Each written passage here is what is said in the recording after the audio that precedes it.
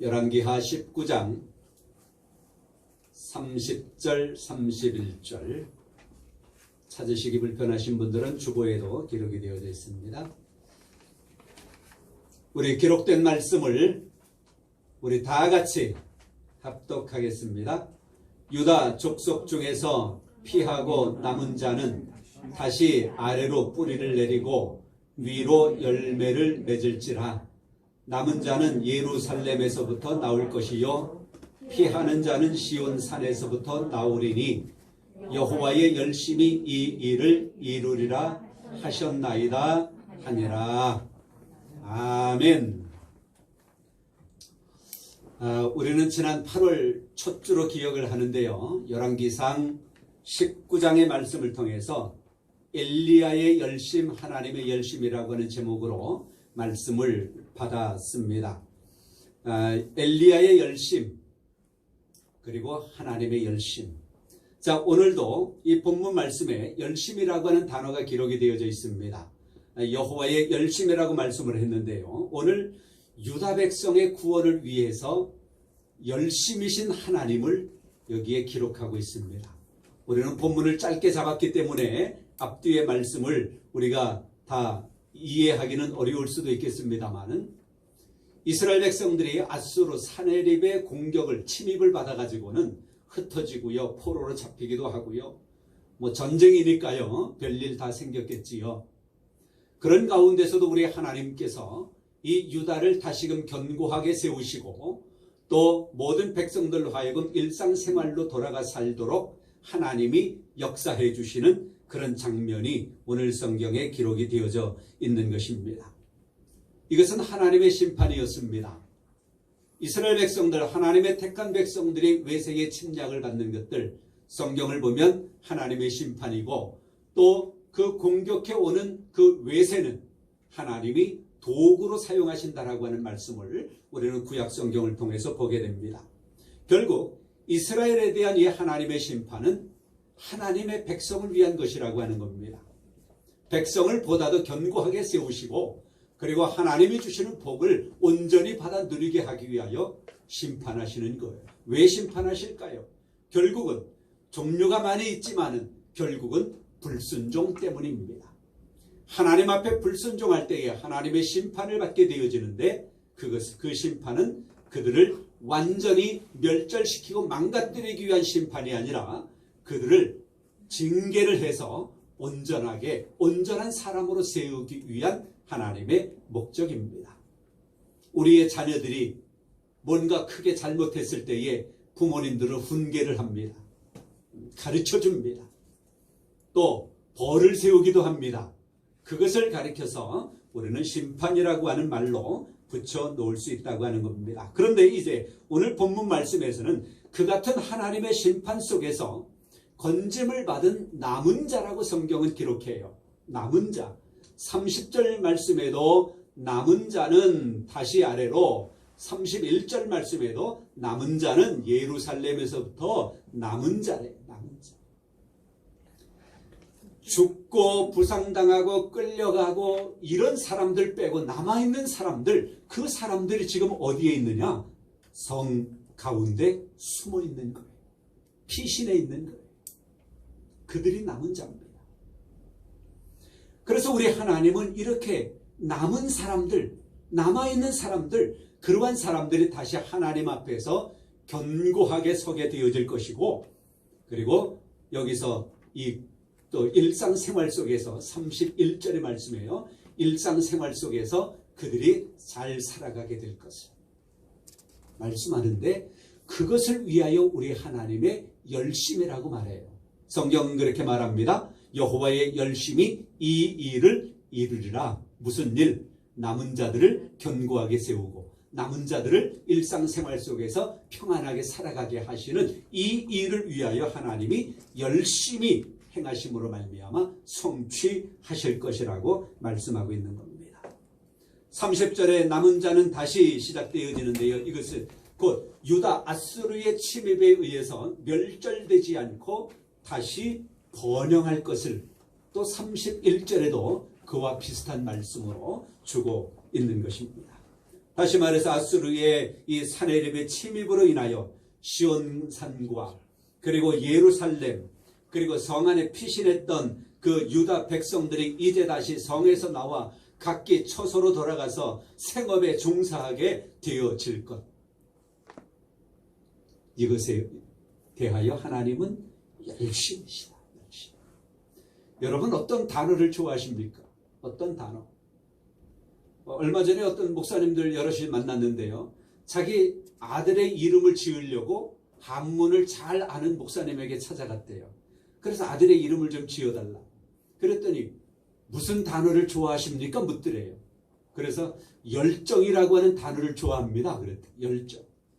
아 그러면 열자 하나 쓰자고. 열자. 한문으로. 아 그렇게 해서 또 한 글자 넣어가지고 이름을 지었다라고 하는 말을 들었습니다. 최근 몇 년 전에 열정이라고 하는 단어가 이슈가 된 적이 있습니다. 영혼까지 그렇지요. 영끌이라고 하는 말을 쓰면서 열정이라고 하는 단어. 우리 하나님은 여기에 열심이라고 하는 단어를 성경에 넣고 있습니다. 열심. 하나님의 열심. 우리는 신앙생활하면서 많이 듣는 말 중에 사람의 제일 된 목적이 무엇입니까? 라고 하는 질문을 우리 성경 공부하면서도 많이 들으셨을 거예요. 사람의 제일 된 목적이 뭐냐?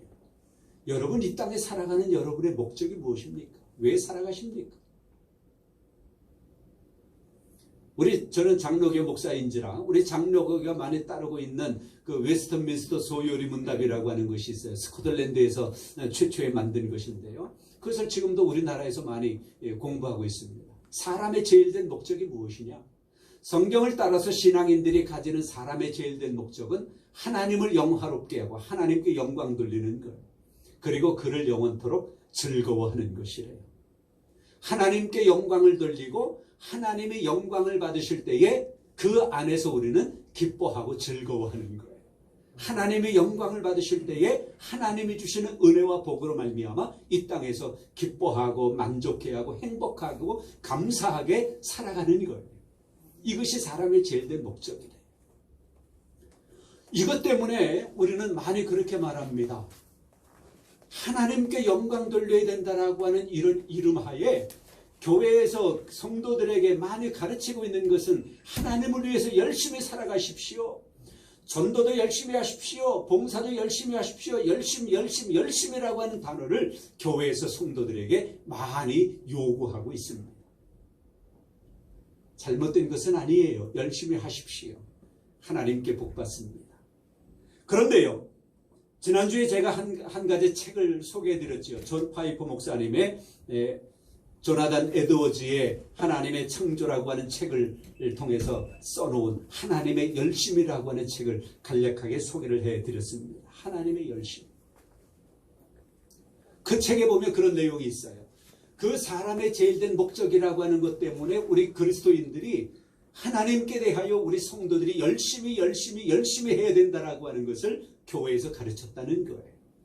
그러나 그 인간들의 사람들의 그런 열심보다 더 크게 계산할 수 없을 만큼 우리를 향하여 더 열심 내시는 분은 바로 하나님이시다. 하나님. 창조해 놓으시고 그 창조하신 모든 것들을 아름답게 조성하기 위해서 하나님은 열심이시고요. 사람을 창조해 놓으시고 이 사람을 만물의 영장으로 삼으시고 사람을 통하여 하나님의 이름이 온 세상에 전파되어져야 되는데 이 사람들을 온전하게 세우기 위하여 하나님은 열심이시고 인간의 구원, 사람의 구원을 위하여 하나님은 열심이고요. 하나님의 창조의 목적, 하나님의 구원의 목적이 바로 하나님의 영광을 위한 하나님의 열심에서 비롯되어졌다라고 말하면서 우리 사람들의 열심에 비교할 수 없을 정도로 하나님이 오히려 우리를 위한 열심을 내고 계신다라고 하는 거예요. 그렇습니다. 우리 하나님은 열심이신 분이셔요. 졸지도 아니하시고 쉬지도 아니하시고 주무시지도 아니하시고 밤낮을 하나님의 택한 백성들을 위하여 무엇인가 열심히 일하시는 우리 하나님.